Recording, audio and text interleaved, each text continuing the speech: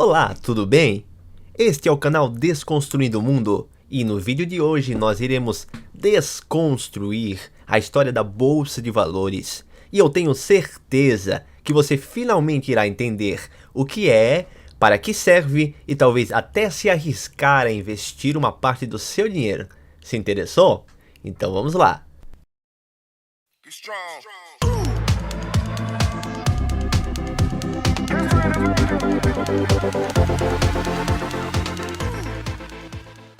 Números recentes mostram que nos últimos 5 anos, o número de investidores individuais, chamados também de pessoa física, aumentou em 700%, saindo da marca dos 700 mil em 2018 para impressionantes 5 milhões em 2022, e com crescente prospecção de crescimento ano a ano.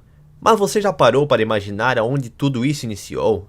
Para descobrirmos, precisamos voltar na história, há 700 anos atrás, para o século XIII.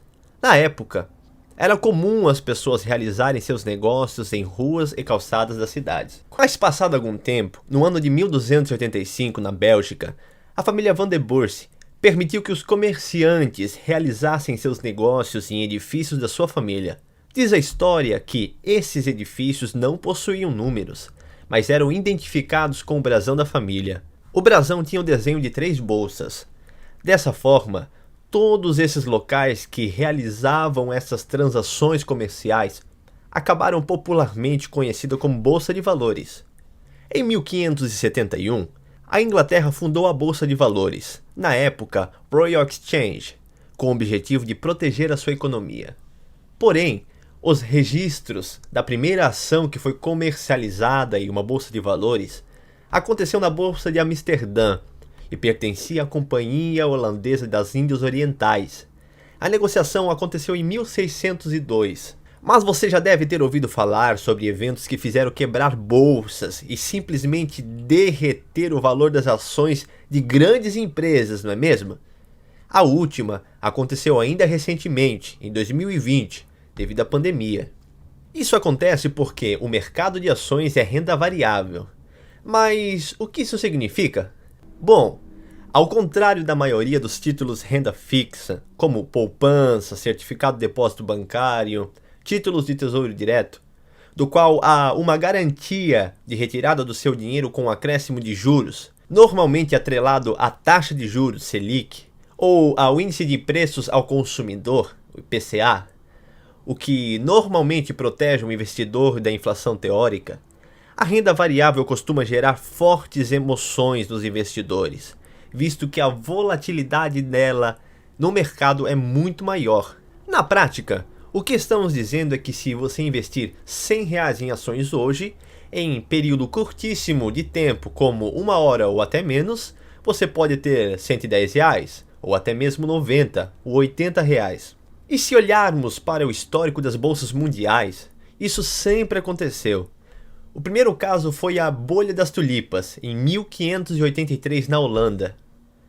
E o responsável por isso foi justamente uma planta.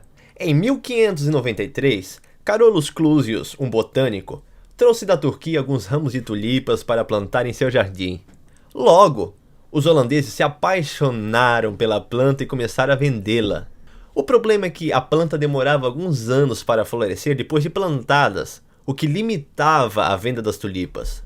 A solução desse problema foi encontrada ao negociar contratos futuros na bolsa, ou seja, um comprador se comprometia a adquirir um bulbo de tulipas em um futuro negociável por determinado preço. As flores se valorizaram de tal maneira que em alguns meses o preço da tulipa se valorizava 20 vezes. As tulipas já haviam virado símbolo de nobreza, de tal forma que pessoas trocavam casas e terras por tulipas. Porém, chegou um momento em que alguns investidores perceberam que aquela flor estava supervalorizada e começaram a vendê-la a fim de realizar os seus lucros. Então, o verdadeiro problema começou quando um comprador da cidade não honrou o seu contrato de compra de tulipas, resultando assim um pânico generalizado, fazendo com que os preços das tulipas nas bolsas despencassem. O governo até tentou se comprometer a honrar com 10% dos contratos, mas isso só serviu para o preço cair ainda mais, fazendo com que a planta, que antes as pessoas trocavam por bens valiosos, não valessem mais nada. Todo esse problema gerou uma imensa depressão econômica no país, o que levou a Holanda a levar anos para se desenvolver. Mas por aqui no Brasil, também tivemos nossas dificuldades, como a crise da dívida dos anos 80, a crise hídrica de 2014, crise política e econômica de 2016. Pois é, infelizmente crise é o que não falta. E para finalizar, você deve estar se perguntando: tá bem, Zé, entendi tudo, mas e a Bolsa de Valores brasileira? Bom, por aqui, a primeira bolsa registrada foi em 1843, no Rio de Janeiro.